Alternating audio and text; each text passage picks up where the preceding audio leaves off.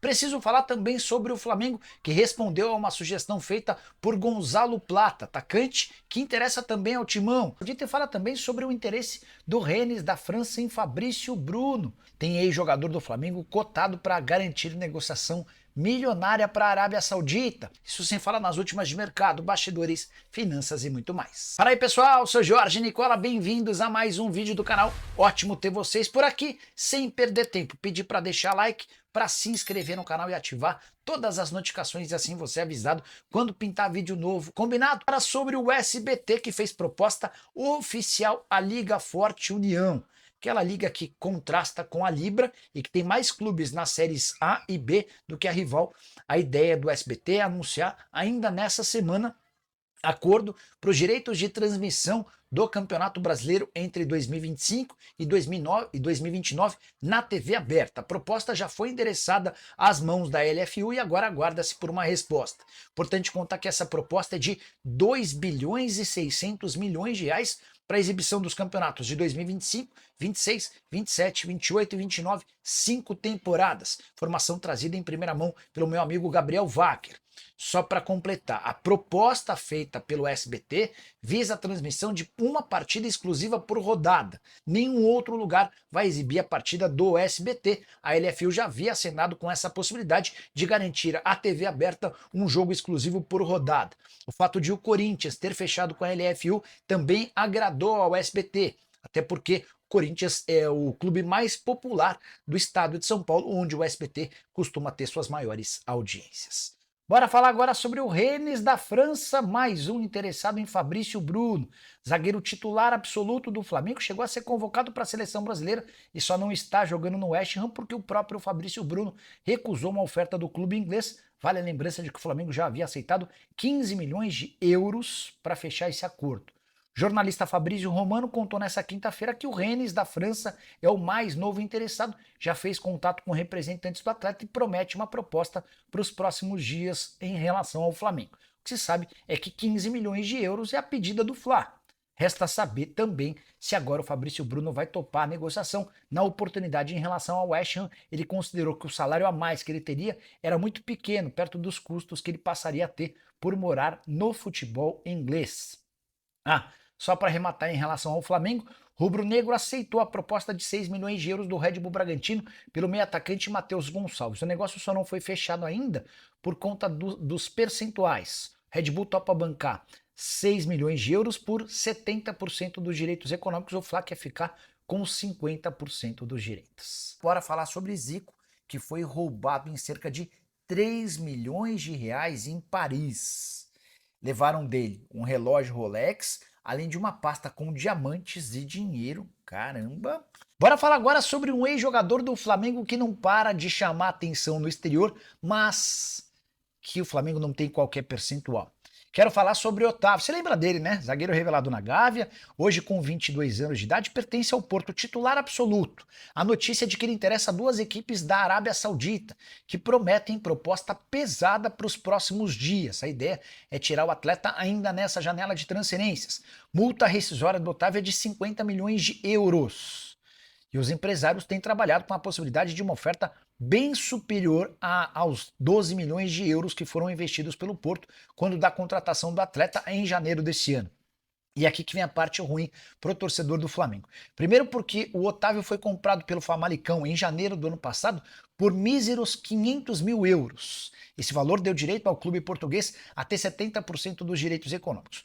O negócio não foi tão ruim pro Flamengo, porque alguns meses depois, exatamente um ano depois, em janeiro desse ano, o Porto pagou 12 milhões de euros e o Flamengo, como tinha ainda 30%, acabou recuperando 19 milhões de reais.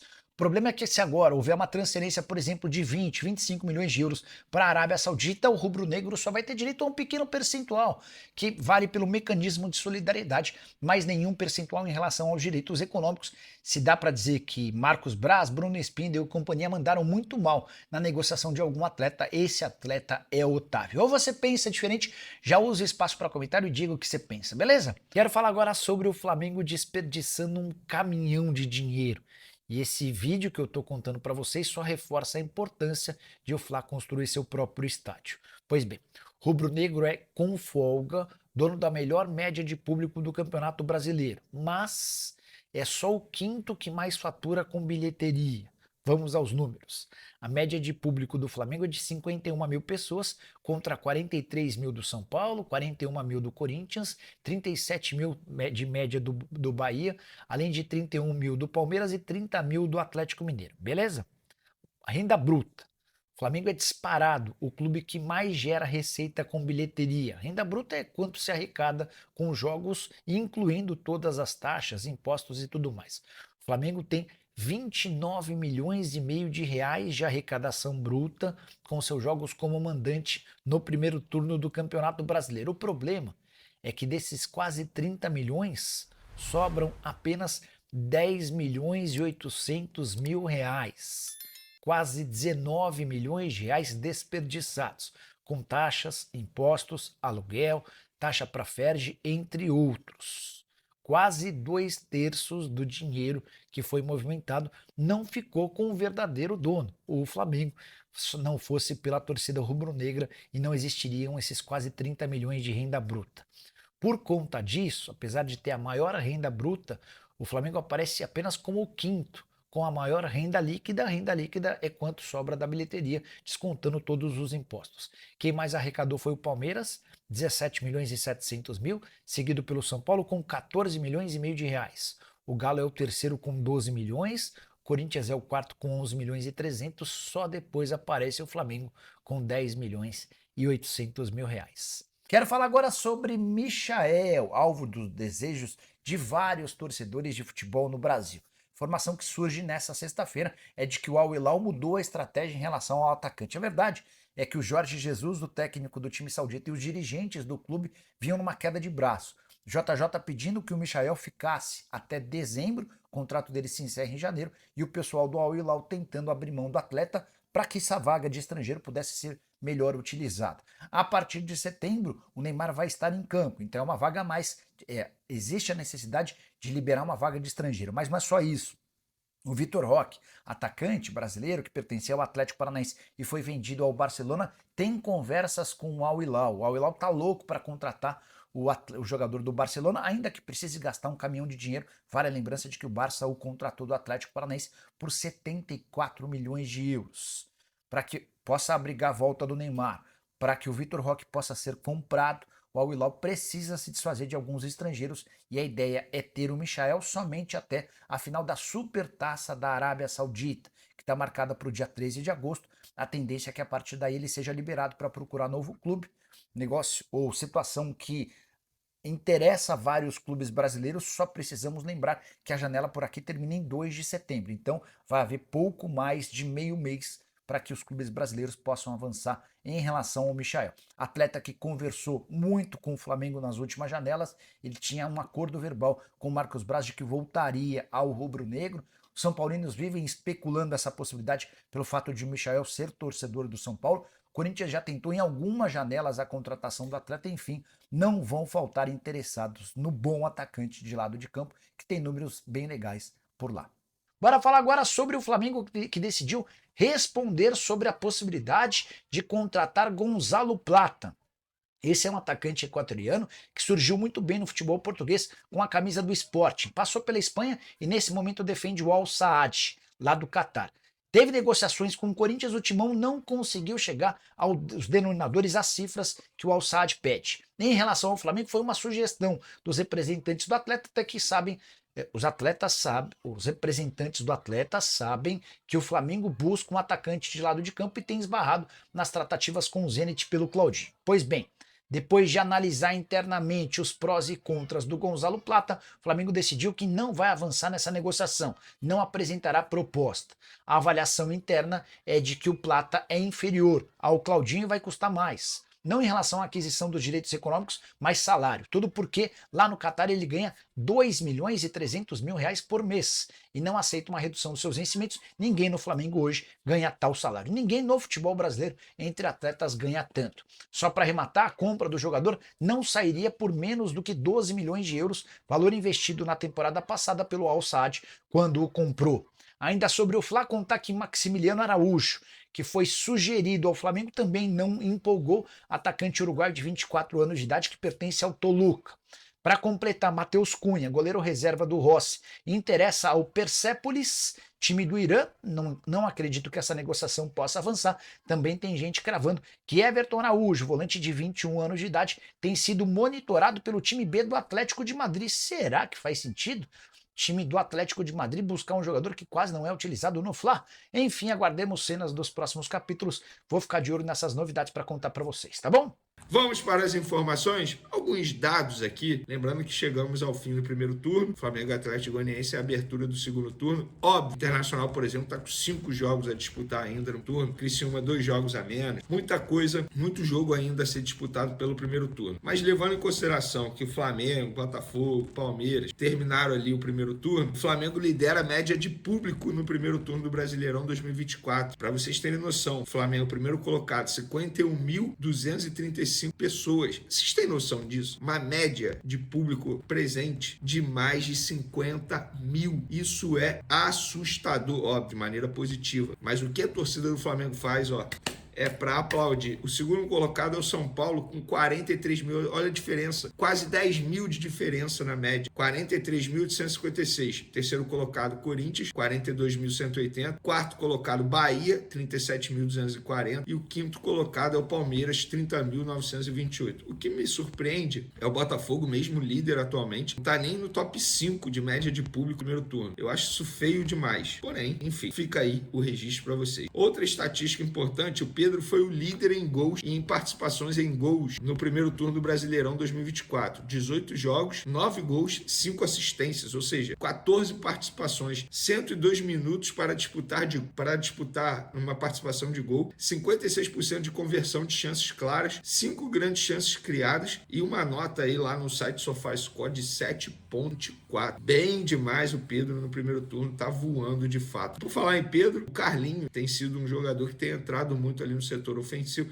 muito não, né? Tem entrado em alguns jogos e tem dado conta do recado. E ele deu uma entrevista à Flá TV e falou sobre o Davi Luiz, uma relação bem boa. Eu sempre falei isso, cara, que hoje, que o zagueiro, que hoje está muito bem tecnicamente, novamente, né? Ele passou por uma fase ruim, ele sempre foi importante para o Flamengo nos bastidores, já ajudou e ajuda muitos atletas no dia a dia, sobretudo os jovens. E o Carlinhos falou o seguinte, cara, declaração maneira demais. Abre aspas, um cara de Deus, colocou no meu caminho para me ajudar. É um cara que é sem palavras. Até em uma conversa que eu tive com minha esposa, falei para ela que vim para o lugar certo, onde tem pessoas que olham o lado do ser humano primeiro, para depois olhar o lado do jogador. Gente, isso aqui parece bobagem, mas é sensacional, cara. O Carlinhos se sentiu abraçado. E o Carlinhos passou por um período aí difícil na vida pessoal. Perdeu a mãe, sabe? Complicado, passou problemas físicos também. E agora está à disposição e tem ajudado sempre possível. E por falar em atacante, vocês lembram daquele Thiaguinho? O Flamengo contratou lá em 2019, junto ao Náutico, status de promessa, custando mais de 7 milhões de reais por mês. Hoje ele está emprestado ao 13. E hoje, conversando com uma pessoa da diretoria do Flamengo, apurando até a situação do Fabrício Bruno, e essa pessoa me passou esse detalhe. Falou o seguinte, Vene, o Thiaguinho vem recebendo procura de clubes de mercado super alternativos, como o Dinamo Tbilisi, da Geórgia, e o Chadormalu Arkadan, do Irã. Esses dois clubes procuraram tanto os empresários de jogador quanto o Flamengo. O Flamengo topa fazer negócio, tá? Em definitivo, inclusive, sem receber compensação financeira, mas impõe exigências, que são elas: ficar com pelo menos 50% dos direitos econômicos do atacante de uma futura venda e o vínculo do Thiaguinho com esse clube que ele for ser de pelo menos 3 anos. Por que isso? Porque é o tempo que o Flamengo entende que ele terá de maturação, ou seja, pelo menos 3 anos nesse clube para depois ele render algo e aí o Flamengo ter um lucro futuramente com a venda dele. O Flamengo fez esse modelo de negócio recentemente com o Daniel Cabral. O volante foi cedido de graça ao Estrela Amadora, o Flamengo manteve 50% e um contrato de 4 anos entre Daniel Cabral e Estrela Amadora. Então, o Flamengo tem, assim, gente, não é nada por acaso. São estudos, sabe, levantamentos que o Flamengo a diretoria do Flamengo faz internamente para poder, entre aspas, definir esse tipo de situação. Fica aí a info para você. Agora, 2 assuntos que estão dividindo a Gávea. Você já deve ter lido em lugar, escutado. O Flamengo está negociando a compra de parte do Leixões, clube lá de Portugal. Clube que está passando por dificuldades financeiras, inclusive na parte jurídica. E o outro assunto que está dividindo é a questão da compra do terreno para ter o estádio próprio. Inclusive, na segunda-feira vai ter uma reunião no Conselho Deliberativo para autorizar o Flamengo a participar do mencionado leilão e ofertar lances em valor igual ou superior ao de avaliação de acordo com o prudente árbitro do presidente de sua equipe, a fim que o Flamengo possa adquirir o mencionado imóvel em valor que julgar justo, razoável, compatível com a saúde financeira, devidamente acompanhado dos pareceres das comissões permanentes de finanças, jurídica e de marketing do Conselho Deliberativo e do parecer do Conselho Fiscal. Vamos lá. Primeiro, compra do Leixões. Como é que o Flamengo vai comprar um clube sendo que isso nem foi levado ainda em votação ao Conselho Deliberativo? Questionei pessoas do clube, inclusive, pertence a cargos importantes, e eles me garantiram, Vini, até o momento não foi discutido nada, e é claro que sim, que precisa da autorização e de votação no Conselho Deliberativo, e nada foi discutido até agora com nenhum poder do clube, leia-se Conselho de Administração, da mesma forma que nada em relação ao estádio foi compartilhado com comissões do COD até ontem, quinta-feira, que eu estou gravando esse vídeo sexta-feira, e amanhã pode ter algo já compartilhado com o COD, por exemplo. Não há estudo de viabilidade econômica. Olha isso, não há estudo de viabilidade econômico-financeira, a pessoa me falou o seguinte, ninguém é contra, mas todos querem ver um estudo de viabilidade que não foi apresentado até o momento pela gestão. Quem questiona é acusado de ser contra o estádio. Aí é um absurdo. Você vai lá para votar, se você não questionar, é o quê? Você vai lá apenas para, ok, beleza, sim, top. Não é assim. Você tem que entender o que você está votando. Não é simples, não é um assunto simples. Então fica aí o registro, porque esse assunto está dividindo a Gávea. Você é contra, então você é da oposição. Ano eleitoral, gente. Prepare-se, porque a gente vai ver muito assunto nesse sentido, nesse período eleitoral. Falando de campo e bola, Bruno Henrique está fora do jogo contra o Atlético Goianiense. Ele avançou, vou ler aqui o que a pessoa me falou, na íntegra. Vamos lá. Evoluiu sim em relação ao Bruno Henrique. Ainda está no trabalho com os fisioterapeutas, mas foi para o campo. Já é uma evolução. O próximo passo é ir para a transição física. Então está fora do jogo contra o Atlético Goianiense.